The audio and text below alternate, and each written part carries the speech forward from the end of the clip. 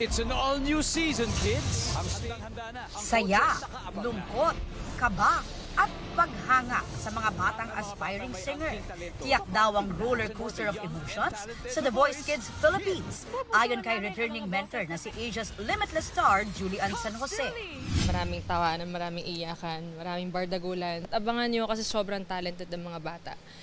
Yes, they deserve it na to be known not just here but all over the world.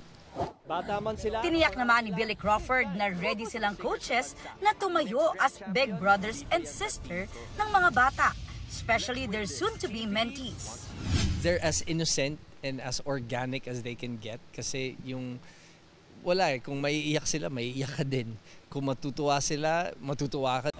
Para kay Gen Z hitmaker Zach Cabudlo, same but different ang feeling sa kanyang pagbabalik sa The Voice Kids as a former contestant and now as a coach. It's a different experience po for me in that aspect. Pero feeling ko po it's gotta be the same feeling with these kids na yung kaba, syempre yung pressure na nakatalikod pa lang kami.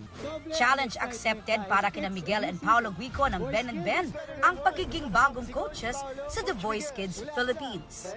Talagang ibang klase yung talent nila, yung puso nila, yung mga kwento nila. For sure, may mapupulot po kayo na lessons from these kids. Ang masasabi ko lang po ay 2 is better than 1. The Voice Kids. Nagbabalik din as host si Kapuso Primetime King Ding Dong Dante sa The Voice Kids Philippines. Simula ngayong 7 p.m. pagkatapos ng Bubble Gap.